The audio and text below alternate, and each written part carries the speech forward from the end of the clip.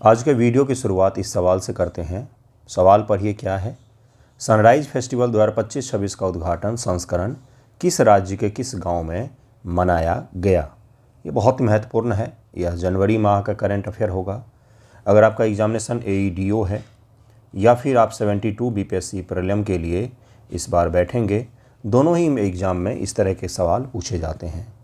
Generally हम लोग daily सुबह में न्यूज़पेपर डिस्कशन करते हैं, लेकिन सैटरडे संडे को अब न्यूज़पेपर डिस्कशन नहीं अपलोड करता हूं मैं।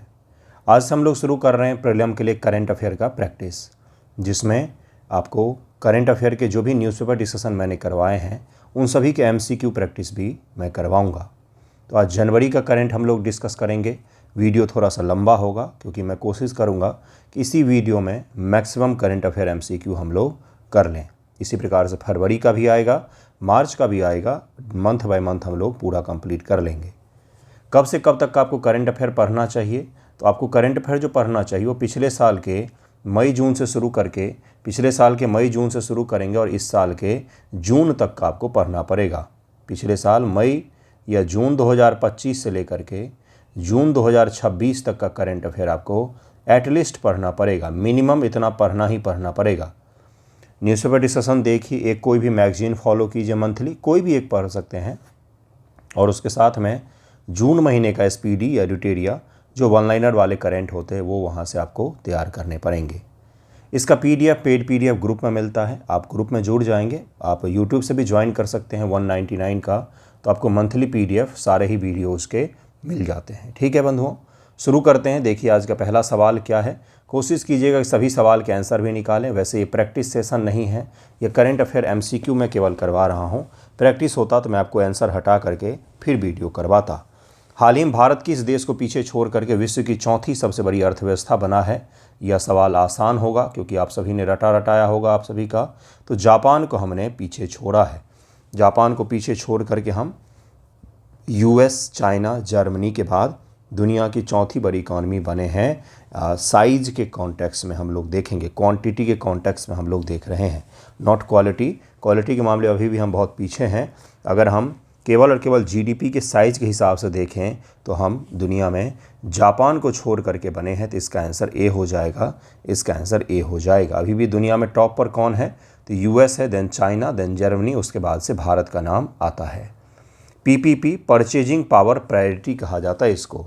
क्रय शक्ति समता, मतलब देश में पैसे के द्वारा, मान लीजिए 500 रुपये लेकर के आप भारत के बाज़ार में गए, 500 रुपये लेकर के चीन में गए, 500 रुपये लेकर USA में गए, तो 500 रुपये में आप क्या क्या चीज़ें खरीद सकते हैं, इसी को क्या कहा जाता है? क्रय शक्ति समता कहा जाता है। के आधार पर भारत का विश्व में कौन सा स्थान है? यह UPSC प्रीलिम में पूछा जा चुका है बंधुओं, इस तरीके के सवाल। तो इसका आंसर क्या हो जाएगा? भारत का उसमें तीसरा स्थान है। उसमें पहला स्थान चीन का आता है, दूसरा स्थान USA का आता है, और तीसरा स्थान जो है यह भारत का आता है। परचेजिंग पावर पैरिटी के आधार पर आप 1000 रुपये लेकर के USA में जाइए, 1000 रुपये लेकर के भारत में जाइए, 1000 रुपये लेकर के चीन में जाइए, उसमें आप कितना एक बकेट में सामान ला सकते हैं, इसी को कहा जाता है परचेजिंग पावर पैरिटी के आधार पर। PPP के अनुसार भारत USD 14 ट्रिलियन GDP के साथ में, USD 14 ट्रिलियन GDP के साथ में तीसरे स्थान पर है। चीन का 33 ट्रिलियन है, US का 25 ट्रिलियन है। PPP के आधार पर इकोनॉमी की अगर हम लोग आकार देखेंगे तो। नेक्स्ट सवाल है बंधुओं कि IMF का अनुमान है कि 2030 तक भारत का PPP GDP 20.7 ट्रिलियन होगा। विश्व बैंक ने 2026 के लिए भारत की विकास दर 6.5% अनुमानित की है। भारत 2030 तक विश्व की दूसरी सबसे बड़ी अर्थव्यवस्था नाम मात्र में, मतलब कि नॉमिनल GDP के हिसाब से बन जाएगा। तो इसका आंसर क्या हो जाएगा? वीडियो ऑलमोस्ट बाइलिंगुअल ही होगा। आगे के सारे सवाल आपको बाइलिंगुअल मिलेंगे, तो उसकी टेंशन मत लीजिएगा, आसानी से आप इसे हल कीजिए। इसका आंसर हो जाएगा पहला और दूसरा सही है। इसका आंसर D हो जाएगा। पहला और दूसरा सही है, पहला और दूसरा सही है, इसका करेक्ट पूछा गया है, तो इसका आंसर D हो जाएगा।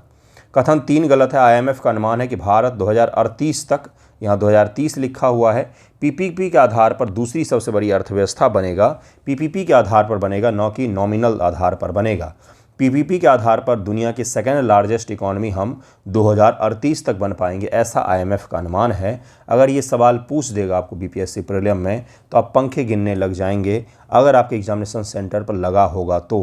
पिछले साल मैंने करंट अफेयर के MCQ करवाए, जितने बच्चों ने देखा निश्चित तौर पर उनका लाभ हुआ, उतने कठिन पेपर में भी।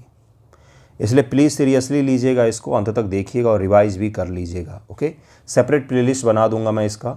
जीएसटी मुआवजा सेस मूल रूप से कितने वर्षों के लिए लाया गया था? जीएसटी जब लाया गया था तो जीएसटी मुआवजा यानी कि जीएसटी लागू करने से राज्यों को जो नुकसान हो रहा है इससे बचने के लिए एक सेस लाया गया था, जिसका भुगतान केंद्र सरकार राज्यों को कर रही थी। तो यह मूल रूप से कितने वर्षों के लिए लाया गया था, यही सवाल आपसे पूछा जा रहा है।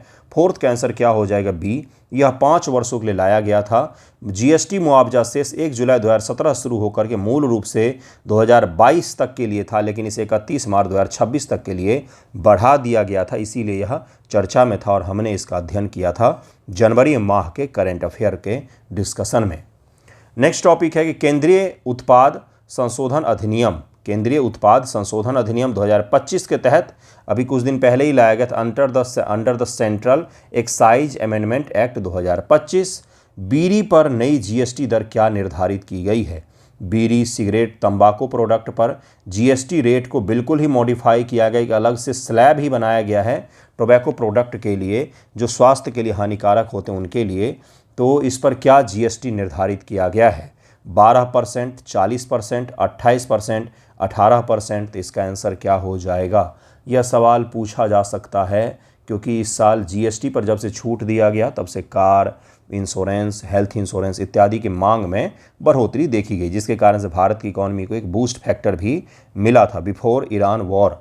लेकिन ईरान वॉर के बाद से तेल और ऊर्जा संकट ने हमारी इकॉनमी के लिए थोड़ा सा कठिन बना दिया है राह। तो जो भी है यहाँ पर समझिएगा कि कितना % है बीड़ी या टोबैको प्रोडक्ट पर। तो इसका आंसर क्या हो जाएगा? 18%।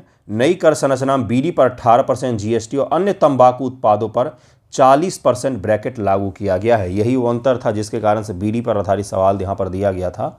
बीड़ी पर इसलिए कम रखा गया है क्योंकि ये कोई बड़ी कंपनियां इसका निर्माण नहीं करती हैं, छोटे छोटे आदिवासी इलाकों में बनाए जाते हैं, इसलिए इस पर सरकार ने 18% जीएसटी बीड़ी पर रखा हुआ है। बाकी सिगरेट और अन्य टोबैको प्रोडक्ट पर जीएसटी का 40% बास्केट बना करके लागू किया गया, इसके कारण से कि लोगों की खपत कम हो, ये भी एक आपको याद रखना चाहिए। एयर मार्शल नागेह कपूर हैं को 1 जनवरी 2026 को किस पद पर नियुक्त किया गया है? वायुसेना उप प्रमुख, वायुसेना प्रमुख के तौर पर, बीआरओ महानिदेशक, दक्षिण पश्चिम वायु कमान के प्रमुख के तौर पर कौन से पद पर एयर मार्शल नागेह कपूर को नियुक्त किया गया है? अगर आपने पढ़ा हुआ है तो बहुत अच्छी बात है, आपको पता होगा, और पढ़ा हुआ है तो फिर तो आपको रिवाइज भी करना चाहिए। अगर आप भूल गए हैं तो एईडीओ एग्ज़ाम है तब तो रटा हुआ होना चाहिए गुरु। बताओ इसका आंसर क्या हो जाएगा? तो इनको vice chief of air staff के पद पर एयर मार्शल नागेह कपूर को नियुक्त किया गया है। नागेश कपूर को नियुक्त किया गया है। नागेश कपूर को नियुक्त किया गया है। नागेश कपूर को याद जरूर रखिएगा इनका नाम। 1 जनवरी 2026 को वायुसेना उप प्रमुख के रूप में इन्होंने पदभार को संभाला। वे एयर मार्शल नर्मदेश्वर तिवारी के उत्तराधिकारी हैं। इनसे पहले एयर मार्शल नर्मदेश्वर तिवारी जो थे वो इस पद पर नियुक्त थे। वंदे भारत स्लीपर ट्रेन, वंदे भारत अभी तक आप चेयर ट्रेन में बैठे होंगे, जैसे दिल्ली से बनारस में गया था तो वंदे भारत चेयर ट्रेन था, वो चेयर कार रहता है, जिस प्रकार शताब्दी होती है सेम उसी प्रकार का। लेकिन अब स्लीपर ट्रेन का पहला मार्ग किन 2 शहरों के बीच प्रस्तावित है? वंदे भारत स्लीपर ट्रेन का पहला मार्ग किन 2 शहरों के बीच प्रस्तावित और इसको शुरू भी कर दिया गया? बताइए मुझे। प्रधानमंत्री मोदी जी ने इसको हरी झंडी दिखाई थी, इसलिए यह सवाल आपसे पूछा जा रहा है। चेन्नई बेंगलोर, दिल्ली पटना, कोलकाता गुवाहाटी, दिल्ली मुंबई। इसका आंसर क्या हो जाएगा? कहाँ पर चुनाव है उससे भी आप अंदाज़ा लगा सकते हैं। तो कोलकाता और गुवाहाटी, कोलकाता गुवाहाटी के बीच प्रस्तावित है। इन दोनों राज्यों में चुनाव है, असम में भी चुनाव है और पश्चिम बंगाल में भी चुनाव है। तो चुनाव से जोड़ करके देख रहे हैं। चलिए कोई बात नहीं, डेवलपमेंट तो हो रहा है, लोगों को सुविधा तो मिलेगा ही। तो सबसे पहला जो स्लीपर ट्रेन है उसको रेल मंत्री अश्विनी वैष्णव ने घोषणा की कि प्रधानमंत्री मोदी ने इसको हरी झंडी दिखाई थी और यह कोलकाता से गुवाहाटी के बीच में देश का पहला वंदे भारत स्लीपर ट्रेन का उद्घाटन किया गया। इस बार के 26 जनवरी परेड में एक फोर्स बहुत चर्चा में रहे और उसके बारे में मैंने पढ़ाया भी था। Bhairav battalion, Bhairav special forces के बटालियन हैं। जिस प्रकार से पैरा बटालियन होते हैं, पैरा एसएफ होते हैं, उसी प्रकार से यह भैरव बटालियन है जो बहुत ही घातक और टेक्नोलॉजी के दृष्टिकोण से इनको साउंड बनाया गया। मतलब तकनीक को समझेंगे, तकनीक को ऑपरेट कर सकेंगे और ड्रोन वॉरफेयर में भी ये सब के सब महारत हासिल होगा इनको। तो भारतीय सेना के नवगठित भैरव स्पेशल फोर्स के बारे में निम्न से कौन सा कथन सही है, यह पूछा। यह नौसेना के लिए गठित की गई है, बिल्कुल भी नहीं। यह भारतीय सेना की है, यानी कि थल सेना की है, थल सेना की है। यह पाकिस्तान सीमा पर केवल तैनात है, बिल्कुल भी नहीं, इसको कहीं और भी तैनात किया जा सकता है। सभी ऑपरेटिव ड्रोन संभालने में भी सक्षम है, तो यही सही होगा। इसके 50 बटालियन में संगठित किया जाएगा, 50 नहीं 25 तक प्रस्तावित है, 25 बटालियन इसका बनाया जाएगा। सभी के सभी ऑपरेटिव, देखिए पैरा एसएफ जो होते हैं स्पेशल फोर्सेज, तो वो तो अगर फिजिकल स्ट्रेंथ के हिसाब से तो बहुत बेहतर होते हैं, लेकिन पैरा एसएफ को ड्रोन इत्यादि की ट्रेनिंग नहीं दी गई थी। तो एक भैरव बटालियन ही बनाया गया समय के अनुसार, जो पैरा एसएफ जैसा स्ट्रेंथ भी होगा उनके पास में स्पेशल फोर्सेज वाला, और उसके साथ वो ड्रोन इत्यादि को भी ऑपरेट कर पाएंगे। इसी को नाम दिया गया भैरव बटालियन, जो इस बार 26 जनवरी के परेड में जब चले थे तो लोगों ने तालियां बजाई थी, शानदार दिख रहे थे। तो भैरव बटालियन के बारे में जरूर याद रखिएगा। भैरव भारतीय सेना के नवीनतम स्पेशल फोर्स हैं, सबसे नए स्पेशल फोर्स हैं, जिसमें सभी ऑपरेटिव ड्रोन संभालने में सक्षम हैं, दुश्मन क्षेत्रों में लक्ष्यों पर हमला कर सकते हैं। अब तक 15 बटालियन बनाया गया, लक्ष्य है 25 बटालियन तक बनाने का, और यह गेम चेंजर साबित हो सकते हैं। भारतीय सेना ने पूरे बल में कितने ड्रोन ऑपरेटरों का पूल बनाया है, पूरे सेना में कितने ड्रोन ऑपरेटरों का पूल बनाया गया है, मतलब ड्रोन ऑपरेटर हैं भारतीय सेना के पास में, तो करीब में 1 लाख से अधिक ड्रोन ऑपरेटरों का पूल बनाया गया है भारतीय सेना के द्वारा। आधुनिक युद्ध चुनौतियों से लड़ने के लिए, आधुनिक युद्ध पद्धतियों के हिसाब सेना को बदलने के लिए यह काम किया गया है। 1 लाख से भी अधिक ड्रोन ऑपरेटर्स बनाए गए हैं, इसे ज़रूर ही याद रखिएगा। ग्रीनलैंड के बारे में एक छोटा सा मैंने सवाल डाला, जिसका ऑप्शन पढ़ करके आप आसानी से आंसर निकाल सकते हैं, निकालिएगा ज़रूर।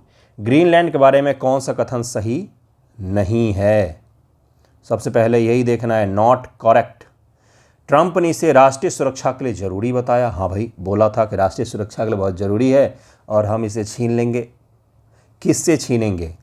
यह विश्व का सबसे बड़ा द्वीप है, इसकी संख्या 57,000 है। यह नॉर्वे का स्वायत्त क्षेत्र है। कौन सा सही होगा बताइए, इसका आंसर क्या हो जाएगा? आंसर जरूर निकालिएगा। इसका आंसर हो जाएगा, यह नॉर्वे का स्वायत्त क्षेत्र है। यह गलत दिया हुआ है, यह नॉर्वे का नहीं, डेनमार्क का स्वायत्त क्षेत्र है, नॉर्वे का नहीं। ट्रंप इसे खरीदने या अधिग्रहण करने की उन्होंने धमकी दी है। दुनिया का सबसे बड़ा द्वीप है, और चूंकि ग्लोबल वार्मिंग के कारण से बर्फ़ पिघल रहे हैं, इसलिए यहाँ पर जब बर्फ़ पिघलेगा तो क्रिटिकल मिनरल्स बहुत सारे हैं यहाँ पर, जिसका उपयोग मॉडर्न टेक इंडस्ट्री में किया जा सकता है। ICGS समुद्र प्रताप के बारे में, इंडियन कोस्टल गार्ड का समुद्र प्रताप है शिप, उसके बारे में कौन सा कथन सही है? अब यहाँ पर 4 स्टेटमेंट दिए गए हैं। जरा इमेजिन कीजिए, 72 BPSC PT एग्जामिनेशन के कक्षा में बैठे हुए हैं, आपका एग्ज़ाम हो रहा है और वहाँ पर ये सवाल आपके समक्ष आ गया है। अब ज़रा इसका आंसर निकालिए। यह गोवा शिपयार्ड लिमिटेड द्वारा निर्मित है, इसमें 40% स्वदेशी सामग्री है। यह भारतीय नौसेना का युद्धपोत है, इसे दिल्ली में कमीशन किया गया। अटपटे से ऑप्शंस दिए गए हैं, है क्या? पहली बार तो नाम सुन रहे सर, समुद्र प्रताप का आंसर कैसे निकालें? इसका आंसर हो जाएगा, यह गोवा शिप बिल्डर्स लिमिटेड के द्वारा निर्मित किया गया है। यह ICGS समुद्र प्रताप गोवा शिपयार्ड लिमिटेड के द्वारा निर्मित है। 60% से अधिक स्वदेशी सामग्री के साथ गोवा में कमीशन किया गया भारतीय तटरक्षक का सबसे बड़ा जहाज है। जिस प्रकार से BSF है जो हमारी सीमा की सुरक्षा करती है, वो आर्मी का भाग नहीं है, उसी प्रकार से भारतीय तटरक्षक हैं जो नेवी का भाग नहीं है। यह तटरक्षक हैं जो सीमा, हमारे जल सीमा की पेट्रोलिंग करते हैं, उसे सुरक्षित बनाते हैं। उनका सबसे बड़ा जहाज़ जो है उसका नाम है ICGS समुद्र Pratap, Indian coastal guard ship समुद्र प्रताप। यह सबसे बड़ा जहाज़ है, इसे गोवा में कमीशन किया गया। इसको ज़रूर ही याद रखिएगा, पूछा जा सकता है प्रीलिम एग्जाम में, बहुत महत्वपूर्ण है ये। सनराइज फेस्टिवल पर हम लोग आ गए, यहीं से शुरू किया था। जरा इसका आंसर बताइए। सनराइज फेस्टिवल 2025-26 का उद्घाटन संस्करण किस राज्य के किस गांव में मनाया गया? तो हम भाई अरुणाचल, सूर्य का आंचल, सुबह का आंचल, जो भी आप कहें, जहाँ पर सबसे पहले सूर्योदय होता है देश में, अरुणाचल। तो अरुणाचल प्रदेश के बिल्कुल ट्राई जंक्शन पर स्थित एक गांव है, अरुणाचल प्रदेश का डोंग गांव है, यहीं पर सनराइज फेस्टिवल मनाया गया, 2025-26 मनाया गया। तो इसको जरूर याद रखिएगा, अरुणाचल प्रदेश का डोंग गांव है, यहाँ पर मनाया गया। सनराइज फेस्टिवल 25-26 का उद्घाटन अरुणाचल प्रदेश के ओंजा जिले के डोंग गांव में हुआ। यह भारत का सबसे पूर्वी बिंदु है बंधुओं, सबसे ईस्टर्न बिंदु है जहां सूर्योदय सबसे पहले होता है और वहीं पर सनराइज फेस्टिवल मनाया गया। बहुत सारे पर्यटक यहां पर इकट्ठा हुए थे, इसीलिए यह चर्चा में था और इसीलिए मैंने आपको करवाया भी था। इसे ज़रूर ही याद रखिएगा। नेक्स्ट टॉपिक देखिए, नेट ग्रिड के बारे में है, यह चर्चा में था। नेट ग्रिड की स्थापना किस घटना के बाद की गई थी? नेट ग्रिड, अब इसका फुल फॉर्म नहीं पता होगा, एग्जाम में ऐसे ही पूछेगा, कोई ज़रूरी नहीं फुल फॉर्म दे करके पूछे आपसे। नेट ग्रिड की स्थापना किस घटना के बाद की गई थी? 2001 के संसद हमला, 2016 के पठानकोट हमला, 2019 पुलवामा हमला, 26/11 मुंबई अटैक, किसके बाद इसकी स्थापना की गई थी? इतने सारे हमले हमारे यहाँ पर हुए हैं, ये तो 4 हैं अब यहाँ पर, इससे भी ज़्यादा हुए हैं, बड़े बड़े भीषण हुए हैं। पिछले साल ही पहलगांव था। चलिए देखते हैं। यह मुंबई अटैक के बाद से net grid, national intelligence grid की अवधारणा 26/11 मुंबई अटैक के बाद खुफिया विफलताओं को ठीक करने के लिए लाया गया था। इसके पहले सीईओ रघु रमन थे जिन्होंने इसको कॉन्सेप्ट दिया, जिन्होंने इसको बिल्ड करने में बहुत बड़ी भूमिका निभाई थी कि इंटेलिजेंस के आधार पर हमारा एक कॉमन ग्रिड होगा जहां पर सूचनाओं का आदान प्रदान सही से कर सके, किसी को ट्रैक करना, किसी को रोकना, हर चीज़ शामिल इसमें होगा। नेट ग्रिड के संबंध में अब जरा स्टेटमेंट वाला सवाल भी हल कर लीजिए।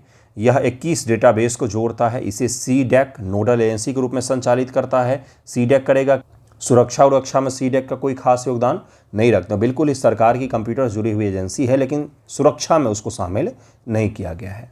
यह प्रतिवर्ष 10 करोड़ क्वेरीज को संभाल सकता है। तो इसका आंसर क्या हो जाएगा? 3 स्टेटमेंट यहाँ पर दिए गए हैं, 3 स्टेटमेंट दिए गए हैं, इसका आंसर हो जाएगा ए, अर्थात 1 और 3 तो सही है, दूसरा गलत है। सीडैक नहीं बल्कि गृह मंत्रालय इसको संभालता है, नोडल एजेंसी इसकी सीडैक नहीं है, इसकी कौन है? तो गृह मंत्रालय इसका नोडल एजेंसी है, गृह मंत्रालय इसको संभालता है। नेट ग्रिड गृह मंत्रालय के अंतर्गत काम करता है। राष्ट्रीय भूकंपीय जोखिम मानचित्र के नवीनतम संस्करण फिलहाल हाल ही में नेशनल सेस्मिक हैजार्ड मैप जो है इसको जारी किया गया था, जिसमें अभी तक जोन 5 को सबसे डेंजरस माना जाता था, इसको संशोधित किया गया, अब जोन 6 भी बनाया गया है देश में, मतलब अति संवेदनशील भूकंप के दृष्टिकोण से। भूकंप से ज़्यादा कल ही भूकंप आया था दिल्ली में, तो भूकंप का जोन 6 भी अब बनाया गया है। कुछ दिन पहले ही जारी हुआ था गुरु, जनवरी में ही जारी हुआ था, ये तो मेंस में भी आपसे पूछ सकता है। नवीनतम संस्करण में संपूर्ण हिमालय क्षेत्र को किस जोन में रखा गया है? जोन 5, नए जोन 6 में, जोन 4 में, जोन 3 में। तो अंदाज़ा लगा सकते, बहुत आसान सवाल है ये तो। जोन 5 में था, उसको थोड़ा सा जोन 6 में कर दिया गया है। कुछ चुनिंदा जगहों को जहाँ पर भूकंप आने की संभावना बहुत ज़्यादा होती है, बहुत ही भीषण भूकंप आता है, जैसे बिहार का उत्तरी भाग भी इसी में शामिल है जो अति संवेदनशील है भूकंप के मामले में। 1934 ये काफ़ी भयानक भूकंप था जिसमें गांधी जी ने बिहार की यात्रा की थी। वहाँ पर उन्होंने अपने सिग्नेचर ऑटोग्राफ बांट करके पैसे इकट्ठे किए थे लोगों की मदद करने के लिए, फंडिंग के लिए। भारतीय मानक ब्यूरो ने नया राष्ट्रीय भूकंपीय जोखिम मानचित्र जारी किया जिसमें संपूर्ण हिमालय क्षेत्र जेके अरुणाचल को नवनिर्मित उच्चतम जोखिम 6 में रखा गया है। जोखिम 6 में रखा गया, इसको जरूर ही याद रखिएगा। DLI डिजाइन लिंक्ड इनिशिएटिव, ये है सीडैक का, ठीक है। सीडैक जो है भारत सरकार की, उसका है ये। सीडैक के बारे में निम्नलिखित में से कौन सा कथन सही है? DLI की योजना के बारे में, डिजाइन लिंक्ड इनिशिएटिव योजना के बारे में कौन सा कथन सही नहीं है? सही नहीं है। 4 स्टेटमेंट हैं यहाँ पर, आंसर निकालिए, वीडियो रोक करके, केवल कथा नहीं सुनना है, आंसर निकालिए इसका। सीडैक इसकी नोडल एजेंसी है, यह मिनिस्ट्री ऑफ इंफॉर्मेशन के तहत इंडिया सेमीकंडक्टर मिशन का हिस्सा है। यह 2021 में लॉन्च हुई। एलिजिबल खर्च का 75% तक रिवर्समेंट मिलता है, ये इसमें कहा गया है। तो अब बताइए ज़रा इसका क्या आंसर हो जाएगा? इसका क्या आंसर हो जाएगा? यहाँ पर 4 ऑप्शंस दिए गए हैं। देखिए इसका आंसर क्या है? एलिजिबल खर्च का 75% जो इन्होंने लिखा हुआ है, रीइंबर्समेंट का मतलब क्षतिपूर्ति है ना, क्षतिपूर्ति के रूप में मिलता है। ये जो लिखा हुआ है इसकी जगह पर 50% होगा, 50% तक सरकार वापस दे देती है क्षतिपूर्ति के रूप में, जिससे कंपनियां मोटिवेट हों। योजना में एलिजिबल खर्च का 50% तक रीइंबर्समेंट में मिलता है 15 करोड़ कैप के साथ में 75% नहीं मिलता है। ये इसलिए शुरू किया गया था ताकि इन्वेस्टमेंट आए और यहाँ पर स्थापित हो, मैन्युफैक्चरिंग भी थोड़ा सा बढ़े। इसको 2021 में लॉन्च किया गया था मिनिस्ट्री ऑफ इंफॉर्मेशन के तहत में, सूचना प्रौद्योगिकी मंत्रालय के तहत में। ये भी याद रखिएगा, यह पूछा जा सकता है। नेक्स्ट टॉपिक क्या है? नाटो की स्थापना कब हुई थी और इसका मुख्यालय कहाँ पर है? रोज़ सुबह में उठते हैं ट्रंप, नाटो को 4 गाली सुनाते हैं और पूरी दुनिया को कुछ न कुछ अनेर गनेर स्टेटमेंट दे करके भटका देते हैं और फिर सो जाते हैं। फिर सुबह उठते हैं, फिर वही काम करते हैं। यह नाटो है। नाटो अब टूट जाएगा कुछ दिनों में। तो पूछा जा रहा है इसका स्थापना कब हुआ था? तो 1949 ब्रुसेल्स जो है वहाँ पर इसकी स्थापना हुई थी। मुख्यालय इसका ब्रुसेल्स में है, ये ज़रूर याद रखिएगा। बेल्जियम देश का नाम है, ब्रुसेल्स शहर है, तो वहीं पर इसकी स्थापना हुई थी। इसको ज़रूर याद रखिएगा। नेक्स्ट है सोमनाथ स्वाभिमान पर्व। आपको याद होगा प्रधानमंत्री मोदी जी गए थे सोमनाथ मंदिर पर, स्वाभिमान पर्व में उन्होंने भाग भी लिया था। नेहरू जी पर भी ब्लेम श्रेम कर दिया था उन्होंने। सोमनाथ स्वाभिमान पर्व 2026 कब मनाया गया और इसके मुख्य अतिथि कौन थे? ये सवाल आपसे पूछा गया है। 11-12 जनवरी पीएम नरेंद्र मोदी, 1-2 जनवरी राष्ट्रपति द्रौपदी मुर्मू, 15-16 जनवरी गृह मंत्री जी, 26-27 जनवरी रक्षा मंत्री जी। कौन थे इसके अतिथि? तो अभी मैंने बता दिया कौन होंगे भाई, तो प्रधानमंत्री जी थे। सोमनाथ स्वाभिमान पर्व 11-12 जनवरी 2026 को गुजरात के प्रभास पाटन सोमनाथ मनाया गया। प्रधानमंत्री नरेंद्र मोदी इसके मुख्य अतिथि थे। मुख्य अतिथि दरअसल में सोमनाथ मंदिर जो है आज़ादी के बाद इसको रीबिल्ड किया गया सरदार वल्लभ भाई पटेल के सहयोग से। तो जब इसके उद्घाटन समारोह की बात आई तो विवाद हुआ। ये इसमें इसलिए बता रहा हूँ ताकि यूपीएससी प्रीलिम 2022 का सवाल है, ये सोमनाथ मंदिर का उद्घाटन जुड़ा हुआ। तो उसमें कहा गया कि भाई नेहरू जी आएंगे, लेकिन नेहरू जी ने कहा कि हम देश के प्रधानमंत्री हैं और देश के प्रधानमंत्री अभी अभी बने हैं, उस देश के प्रधानमंत्री जिसका धर्म के आधार पर विभाजन हुआ है, इसलिए मेरा इस तरह के किसी भी धार्मिक कार्यक्रम में जाना सही नहीं होगा। मैं सेकुलर दिखना भी चाहिए व्यवहार से भी और इन चीज़ों से भी। इसलिए राजेंद्र प्रसाद जी गए थे इसके मंदिर के उद्घाटन में। तो ये भी इसके पीछे छोटा सा स्टोरी है, जिसके कारण से यही स्टोरी ही सवाल पूछा गया था यूपीएससी प्रीलिम एग्जाम में। नागर शैली मंदिर के बारे में निम्न से कौन सा कथन सही है? यह मुख्यतः दक्षिण भारत में विकसित हुई। नागर शैली दक्षिण भारत में बिल्कुल भी नहीं। इसका मुख्य लक्षण वक्राकार शिखर है। वक्राकार शिखर होता है क्या? इसमें पिरामिड जैसा सीधा शिखर होता है? पिरामिड जैसा सीधा शिखर होता है क्या? बताइए। यह 14वीं शताब्दी से विकसित हुई है। तो इसका आंसर क्या हो जाएगा? 19 का आंसर हो जाएगा बी। इसमें बी सही दिया हुआ है। इसका मुख्य लक्षण वक्राकार शिखर होता है। वक्राकार शिखर होता है, इस प्रकार शिखर बनाए जाते हैं, न कि स्ट्रेट शिखर जो होता है यह द्रविड़ शैली की खासियत है। और यह विकसित कब से होना शुरू हुआ भाई? तो दुनिया में मेरे हिसाब से भारत में जो मंदिर बनना शुरू हुआ वो गुप्त पीरियड से शुरू हुआ, जिसमें प्रारंभिक मंदिर जो है आपको ललितगढ़ और कानपुर का इर्द गिर्द के इलाकों में आपको गुप्त काल के मिलते हैं, जो छोटे से मंदिर हैं, एक झोपड़ी नुमा छोटे से मंदिर होते हैं। इस प्रकार से छोटा सा मंदिर होता है, छोटा सा, है ना। आपने देखा होगा किसी बड़े मंदिर समूह में जो छोटा मंदिर रहता है उसको उसी आकार का पहली बार मंदिर बनाया गया था। तो ये गुप्त काल से शुरू हुआ, न कि 14वीं शताब्दी से। और द्रविड़ मंदिर समूह जो है यह कब से शुरू हुआ? तो इसकी शुरुआत तो पल्लव काल से मानी जाती है। पल्लव, मामल्ला का नाम सुना होगा, मामल्लपुरम का नाम सुना होगा आपने, मामल्लपुरम। तो वहाँ पर हमें पहले द्रविड़ पीढ़ी की मंदिरें मिलती है, लेकिन अपने चरम पर और मुख्य रूप से कंप्लीटली डेवलप जो है यह चोलों के काल में होता है। तो इसे ज़रूर ही याद रखें, पूछा जा सकता है। चोलों के काल में भव्य मंदिर बने। राजराजेश्वर का मंदिर आपने सुना होगा, बृहदेश्वर मंदिर सुना होगा, गंगईकोंड चोलपुरम, है ना। भारत सरकार ने किन 3 योजनाओं को विलय करने की घोषणा की? Very very very very very important, PT के लिए भी और जिनका मेंस है भाइयों बहनों आपके लिए भी। PMRKVY, अब नाम ही नहीं, फुल फॉर्म नहीं पता होगा, चलिए बता ही देता हूँ आंसर। इसका आंसर डी हो जाएगा। सरकार ने PMRKVY राष्ट्रीय कृषि विकास योजना, हिंदी इंग्लिश दोनों में इसका नई नाम है। NBHM national bee honey mission, NMNF national mission on natural farming, इन तीनों को विलय करने की घोषणा की है? तो इसका आंसर हो जाएगा डी, पीएम किसान, एनबीएचएम और एनएमएनएफ योजना को विलय करने की घोषणा भारत सरकार के द्वारा किया गया। राष्ट्रीय कृषि विकास योजना, और ये रहा, सॉरी मैंने सी पर माल दिया, डी है, ये है राष्ट्रीय कृषि विकास योजना, नेशनल बी मिशन और नेशनल नेचुरल फार्मिंग मिशन जो है इसको विलय कर दिया गया है। तो इसको जरूर ही याद रखें। नेक्स्ट टॉपिक है सक्सगाम घाटी, बहुत चर्चा में रहा था। सक्सगाम घाटी के संदर्भ में इनमें से कौन सा कथन सही? भारत, चीन और पाकिस्तान के कारण यह चर्चा में था। पाकिस्तान ने 1948 में से चीन को सौंपा। भारत ने इस क्षेत्र को 1972 में मान्यता दी। 1963 पाकिस्तान ने इसे चीन को सौंपा। यह क्षेत्र लगभग 10,000 वर्ग किलोमीटर फैला हुआ है। 1963 में पाकिस्तान ने इसे चीन को सौंप दिया। पाकिस्तान ने चीन के साथ एक समझौते में सक्सगाम घाटी लगभग 5,180 वर्ग किलोमीटर सौंप दिया। भारत इस समझौते को अवैध मानता है क्योंकि जो पीओके है वो पाकिस्तान का भाग ही नहीं है, तो उसके एक भाग को चीन को कैसे सौंप सकता है, इसके कारण से भारत इसे अवैध हस्तांतरण मानता है। सक्सगाम घाटी आपको जम्मू कश्मीर के उत्तरी, बिल्कुल उत्तरी भाग में आपको छोटा सा हिस्सा दिखेगा। भारत का जो मैप आप बनाते हैं ना, तो यहाँ पर आपको दिखेगा सक्सगाम घाटी, बिल्कुल ही ऊपर यहाँ पर छोटा सा हिस्सा आपको दिखेगा।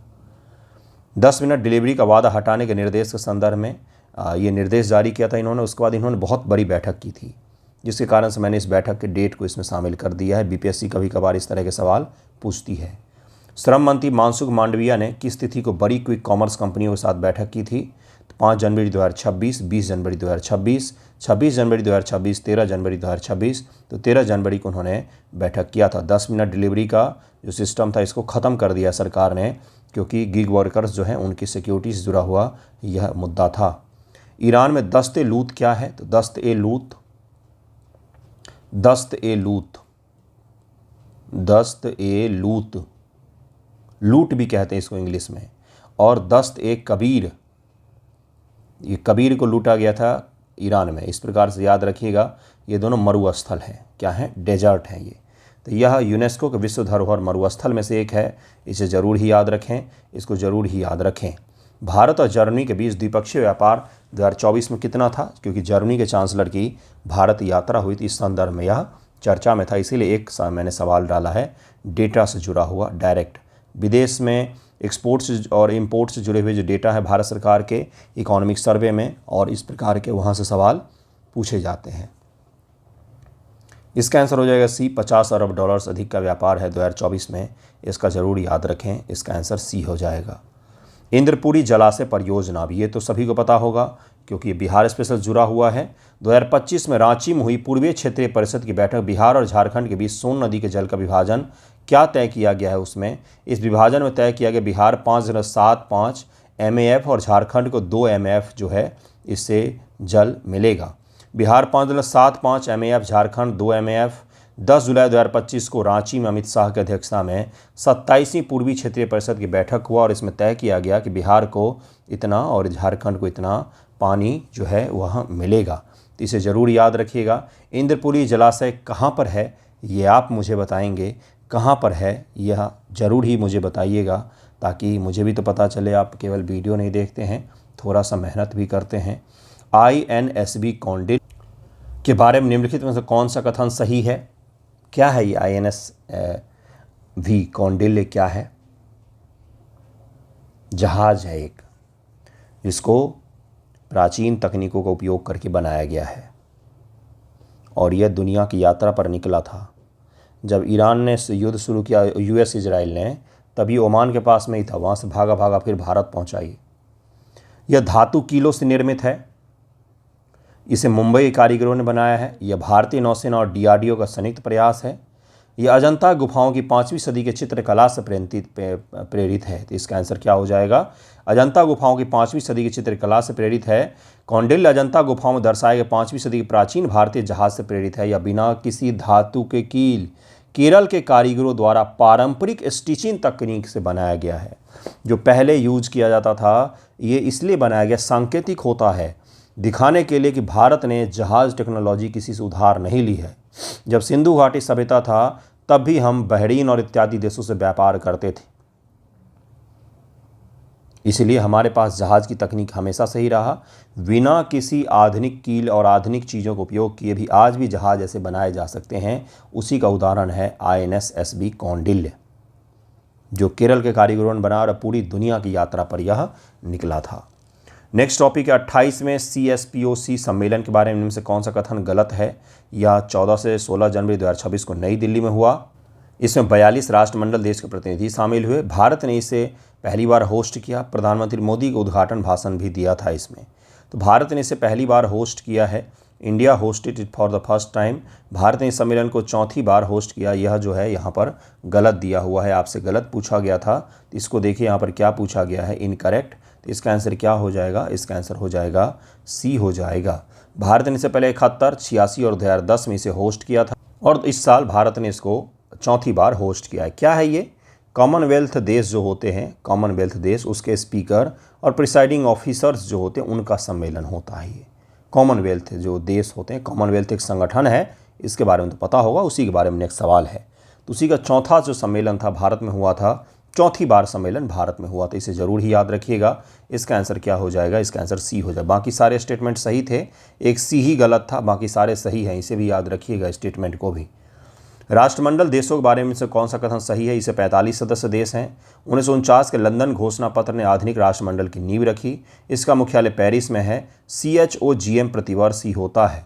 कॉमनवेल्थ जो आयोजन है उसका प्रतिवर्ष ही आयोजन किया जाता है। ये पूछा जा रहा है। 1949 लंदन घोषणा पत्र ने आधुनिक राष्ट्रमंडल की नींव रखी थी। बी इसका हो जाएगा, बी सही है।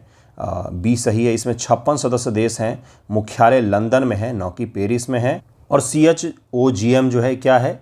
कॉमनवेल्थ हेड ऑफ गवर्नमेंट की जो मीटिंग है, यह प्रति 2 वर्षों पर आयोजित किया जाता है। इस साल का बैठक आई थिंक ग्लासगो में है। देखिएगा एक बार कि कहाँ पर है। ग्लासगो में है जहाँ तक मुझे याद है। PM मोदी ने CSPOC भाषण में भारत के किस स्थान को दुनिया का तीसरा सबसे बड़ा बताया।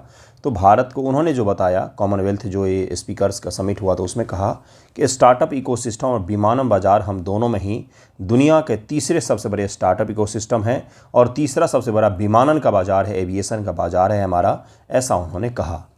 नेक्स्ट टॉपिक है स्टार्टअप इंडिया मिशन किस तिथि को लॉन्च हुआ था। तो इसका आंसर क्या हो जाएगा, इसका आंसर हो जाएगा ए, 16 जनवरी 2016 को इसको लॉन्च किया गया था और 16 जनवरी 2026 को इसके 10 वर्ष पूरे हुए थे। इस उपलक्ष्य में ये चर्चा में था, इसको हमने किया था। 2026 तक स्टार्टअप इंडिया के तहत कुल कितने यूनिकॉर्न बन गए हैं? यूनिकॉर्न बन गए हैं, बड़ी कंपनियां बन गई है, बहुत बड़ी कंपनियां बन गई हैं। 125 से ज़्यादा कंपनियां बन गए हैं और 1.25 लाख से अधिक स्टार्टअप भारत में सक्रिय हैं। कौन से होते हैं यूनिकॉर्न? तो यूनिकॉर्न जनरली जो कहा जाता है, अगर $1 बिलियन से ज़्यादा किसी कंपनी का, किसी स्टार्टअप का मार्केट वैल्यू हो जाए तो उसको यूनिकॉर्न कह दिया जाता है। $1 बिलियन अर्थात अप्रॉक्स 9,500 से 10,000 करोड़ के करीब में उतना का मार्केट कैप हो जाए तो उसको कहा जाता है कि यह यूनिकॉर्न हो गई है। न्यायाधीश जांच अधिनियम 1968 की धारा 3(2) के तहत जांच समिति में कितने सदस्य होते हैं? तो इसका आंसर क्या हो जाएगा, इसका आंसर हो जाएगा डी, 3 सदस्य होते हैं। 3 सर्वोच्च न्यायालय का एक न्यायाधीश होगा, उच्च न्यायालय का एक मुख्य न्यायाधीश और एक वरिष्ठ अधिवक्ता होते हैं। न्यायाधीशों की जांच करता है यह अपराध के मामलों में, भ्रष्टाचार के मामलों में जब उन पर आरोप तय होते हैं उसके बाद से इसके द्वारा जांच किया जाता है।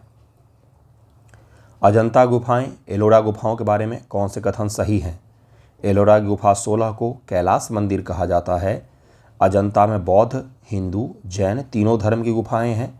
अजंता में कुल 34 गुफाएं हैं। एलोरा गुफाएं 2री शताब्दी ईसा पूर्व से बनी हुई हैं। तो इसका आंसर क्या हो जाएगा, इसका आंसर हो जाएगा एलोरा की गुफा 16 को कैलाश मंदिर कहा जाता है। पूछा जा रहा है करेक्ट कौन सा है, तो केवल ए ही करेक्ट है, बाकी गलत है। अजंता में केवल बुद्धिज़्म से जुड़े हुए हैं, अजंता में केवल बुद्धिज़्म से जुड़े हुए हैं, इसमें बाकी धर्मों के नहीं हैं। तो इसे ज़रूर ही याद रखिएगा, इसे ज़रूर ही याद रखिएगा। एक ही चट्टान से काट करके बनाया गया विश्व का सबसे बड़ा मंदिर कैलाश मंदिर ही है। नेक्स्ट सवाल है नीति आयोग MSME रिपोर्ट के अनुसार MSME क्षेत्र भारत की GDP में कितने % का योगदान देते हैं? नीति आयोग की MSME रिपोर्ट है, वेरी वेरी इंपॉर्टेंट आपके प्रीलिम और मेंस दोनों के लिए ही। इसका आंसर क्या हो जाएगा, बी, 30% का योगदान देते हैं। 30% का योगदान देते हैं। नीति आयोग ने कहा कि हमारे GDP में 30% का योगदान MSME के द्वारा दिया जाता है। गृह मंत्रालय के अनुसार डिजिटल अरेस्ट घोटालों में भारतीय नागरिकों को कितने रुपए का अभी तक नुकसान हुआ है, यह गृह मंत्रालय का ऑफिशियल रिपोर्ट है, इसलिए इससे जुड़ा हुआ एक सवाल मैंने यहाँ पर डाला था। 1203 करोड़ से ज़्यादा का जो है वो नुकसान हुआ है। नेक्स्ट टॉपिक पर चलते हैं, जो आपका ये वाला सवाल रेलेवेंट है, बीच में एक रेलेवेंट सवाल था। पश्चिमी विक्षोभ, वेस्टर्न डिस्टर्बेंस, जैसे जनवरी फरवरी में जो इस बार बारिश हुई है उसको वेस्टर्न डिस्टर्बेंस के कारण ही बारिश होती है। वो का उद्गम कहाँ से होता है, इसका उद्गम पूछा जा रहा है। तो भूमध्य सागर, काला सागर और कैस्पियन सागर ये इसके उद्गम का स्रोत है। यहीं से यह उद्गमित होता हुआ भारत, पाकिस्तान, अफगानिस्तान, भारत के हिमालय रीजन, भारत के पश्चिमी भाग में अधिक वर्षा करवाता है, पूर्व भाग में जाते जाते वर्षा कम हो जाती है। नेक्स्ट टॉपिक देखिए क्या है कि वर्ल्ड इकोनॉमिक फोरम की स्थापना किसने और कब की। तो इसकी स्थापना क्लास शॉब के द्वारा 1971 में किया गया था। जर्मन इंजीनियरिंग और अर्थशास्त्री थे ये क्लास शॉब, इनके द्वारा इसकी स्थापना की गई थी। वर्ल्ड इकोनॉमिक फोरम 2026 दावोस की थीम क्या है। हर साल जनवरी माह में दावोस में बैठक होती है। इस बार का थीम क्या था, ए स्पिरिट ऑफ डायलॉग इस बार का थीम था, इसे ज़रूर ही याद रखिएगा। स्पिरिट ऑफ डायलॉग, संवाद की भावना इस बार का थीम रखा गया था। C-295 विमान के बारे में निम्न से कौन सा कथन सही है। पहले 16 स्पेन के सेविले से और शेष 40 भारत में TASL द्वारा बनाए जाएंगे। 56 में से सभी विमान बड़ोदरा में बनेंगे। यह एक लड़ाकू विमान है। यह सौदा 2019 में हुआ था, ये C-295 विमान को लेकर के। तो पहले 16 स्पेन के सेविल्से से और शेष 40 भारत में TASL द्वारा बनाए जाएंगे, ये यहाँ पर सही है। बाकी यह एक लड़ाकू विमान नहीं है, यह एयरफोर्स के द्वारा मुख्य रूप से लॉजिस्टिक के तौर पर इस विमान को उपयोग किया जाता है। लॉजिस्टिक के तौर पर उपयोग किया जाता है, इसको ज़रूर ही याद रखिएगा। 2021 में यह समझौता हुआ था, न कि 2019 में, इसे भी याद रखिएगा। जंगली बैक्टीरियन ऊँट, क्योंकि इस बार गणतंत्र दिवस के परेड में इसको चलाया गया था राजपथ के ऊपर में, तो उससे जुड़ा हुआ एक सवाल है कि IUCN स्थिति क्या है। हमारे भारतीय सेना के द्वारा इसका उपयोग किया जाता है बर्फीले प्रदेशों में, इसलिए इसके बारे में पूछा जा रहा है। यह भारत में कहाँ पर पाया जाता है। IUCN स्टेटस जो इसका है गंभीर रूप से लुप्तप्राय है और लद्दाख के नुब्रा घाटी में यह पाया जाता है। बैक्टीरियन ऊँट कहते हैं इसको, यह बर्फ़ में रहने वाला ऊँट है, बर्फ़ में रहने वाला ऊँट होता है, गंभीर रूप से लुप्तप्राय और लद्दाख की नुब्रा घाटी में यह पाया जाता है। जंगली बैक्टीरियन ऊँट होता है। भारत में लद्दाख की नुब्रा घाटी और ठंडे रेगिस्तान में पाया जाता है। क्रिटिकली एंडेंजर्ड में यह है, क्रिटिकली एंडेंजर्ड में है, ये ज़रूर याद रखिएगा, पूछा जा सकता है, यानी कि इसकी संख्या बहुत ही ज़्यादा कम है। IT डिजिटल कोड नियम 2026 के बारे में कौन सा कथन सही है। यह केवल सोशल मीडिया प्लेटफॉर्म पर लागू होगा। यह DPIIT द्वारा प्रस्तावित है। यह INB मंत्रालय द्वारा IT एक्ट 2000 की धारा 87(1) के तहत प्रस्तावित है, इंफॉर्मेशन ब्रॉडकास्टिंग मंत्रालय के द्वारा। इसमें आयु रेटिंग का प्रावधान नहीं है। ये पूछा जा रहा है कि कौन से इसमें सही हैं, कौन से इसमें सही हैं, ये पूछा जा रहा है। इसका आंसर हो जाएगा C। यह इंफॉर्मेशन ब्रॉडकास्टिंग मिनिस्ट्री के द्वारा IT एक्ट 2000 की धारा 87(1) के तहत प्रस्तावित किया गया है इसको, जिसमें क्या कहा गया है, प्रस्तावित किया गया है। यह सूचना प्रसारण मंत्रालय के द्वारा 2000 एक्ट के 87(1) के तहत लाया गया। इसमें आयु रेटिंग का प्रावधान को शामिल किया गया है। 7+, 13+, 16+, 18+, इस प्रकार से आयु रेटिंग का प्रावधान इसमें किया गया है, जिससे कंटेंट को रेट किया जा सके किस उम्र वर्ग के लिए है, बच्चों के लिए है, वयस्कों के लिए है या फिर एडल्ट लोगों के लिए है। ये इंडिया एनर्जी वीक 2026 का आयोजन कहाँ और कब हुआ, यह सवाल है। इसका आंसर क्या हो जाएगा, गोवा 27 से 30 जनवरी 2026 को हुआ है। इंडिया एनर्जी वीक 2026 का आयोजन किया गया है। जनवरी 2026 को गोवा में ONGC के एडवांस ट्रेनिंग इंस्टीट्यूट में इसका आयोजन किया गया है। इंडिया एनर्जी वीक 2026 का आयोजन किया गया है। भारत EU FTA के बारे में निम्न से कौन सा कथन सही है। इंडिया EU FTA के बारे में कौन सा कथन सही है, यह पूछा जा रहा है। यह 2024 में अंतिम रूप दिया गया। EU के सभी टैरिफ तुरंत 0% हो जाएंगे। इस समझौते का कोई रक्षा पहलू शामिल नहीं है। इसमें भारत के कृषि उत्पाद चावल, दूध पर कोई रियायत नहीं दी गई है। इसका आंसर हो जाएगा D। भारत के कृषि उत्पादों पर कोई रियायत नहीं दी गई है और भारत ने भी उनके कृषि उत्पादों को अपने यहाँ पर रियायत नहीं दी है। नेक्स्ट जो है इसे हम लोग लास्ट सवाल के रूप में आज करेंगे। बहुत सारे सवाल हमने किए हैं। भारत ईयू सुरक्षा और रक्षा साझेदारी कब और किसके बीच में हस्ताक्षरित हुई है? तो यह भारत और ईयू के बीच में 27 जनवरी 2026 को तिथि के हिसाब से, इसे ज़रूर याद रखिएगा, हस्ताक्षरित किया गया है। 27 जनवरी 2026 को इसको हस्ताक्षरित किया गया है। एक भाग में हमने अप्रॉक्स हाफ क्वेश्चंस इसके निपटा लिए हैं, बाकी नेक्स्ट भाग में हम लोग इसके बाकी के क्वेश्चंस को निपटा लेंगे जो हम लोग कल करेंगे। ठीक है, थैंक यू सो मच आप सभी का वीडियो देखने के लिए।